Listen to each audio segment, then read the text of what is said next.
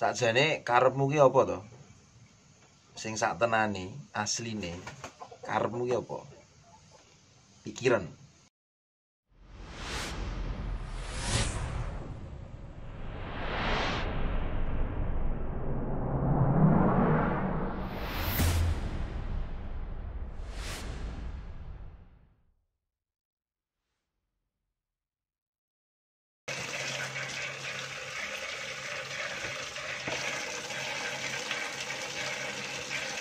Ya ngirit banyak kan ngirit. Oke teman-teman, ketemu lagi dengan saya Putra Padas dari Padepokan Kailoso GKJ Medari Sleman. Masih di program Ngopi Sik, ngobrol ke pikiran sidik-sidik. Salam seripit. Oke teman-teman, kali ini kita mau membicarakan tentang bagaimana kita bersikap terhadap lingkungan atau alam semesta ini. Nah, di tengah pandemi COVID-19 ini, orang semakin diajak untuk menyadari bagaimana selama ini dia memperlakukan lingkungan dan alam semesta. Begitu, banyak sekali pemikiran yang disampaikan terkait hal itu. Nah, saya membagikan dua hal.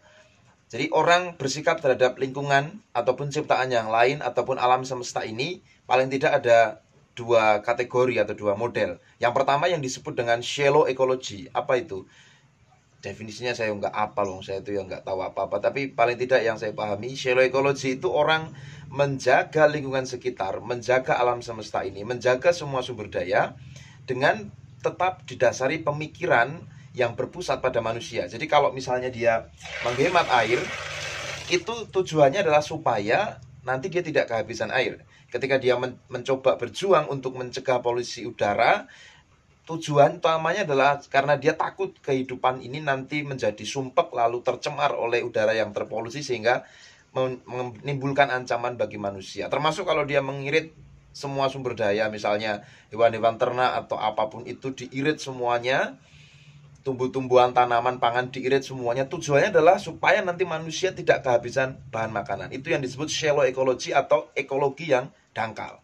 Nah, yang kedua yang disebut dengan deep ecology atau ekologi yang dalam, sebuah penghayatan sikap yang didasari oleh sebuah motivasi bahwa dia menjaga lingkungan sekitar, dia menjaga ciptaan yang lain, dia menjaga sumber daya, bukan semata-mata karena dia takut nanti kehilangan sumber daya dan tidak bisa melanjutkan hidupnya dengan baik, tapi dia menjaga lingkungan, menjaga seluruh ciptaan yang lain dengan didasari oleh tujuan dan pemahaman bahwa memang dia sebagai manusia itu berada dalam posisi yang setara dengan ciptaan yang lain, sebagai sesama makhluk, benda mati atau apapun itu, sebagai seluruh hal yang ada di dunia ini sebagai ciptaan Tuhan. Jadi yang kedua ini, ketika dia menghemat air, dia mencegah polusi udara, dia tidak mengkonsumsi hewan-hewan yang dipakai sebagai bahan makanan atau tumbuh-tumbuhan sebagai bahan pangan, tidak dikonsumsi secara berlebihan, bukan semata-mata karena dia takut besok dia nggak bisa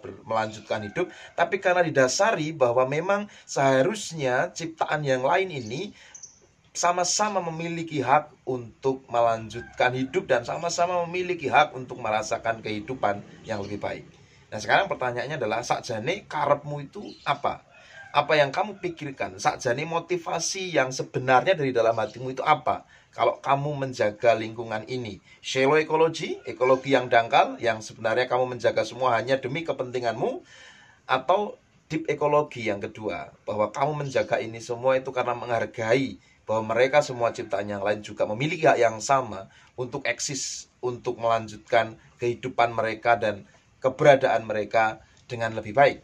Nah, yang mana? Sakniki sekarang periksalah, telitilah sakjane karepmu ki opo. Itu dulu, sampai ketemu lagi dengan saya di video berikutnya. Bersama saya Putra Padas dari Padepokan Kailoso GKJ Medari Sleman, masih di program Ngopi Sik, ngobrol ke pikiran sidik-sidik. Oke, salam seripit.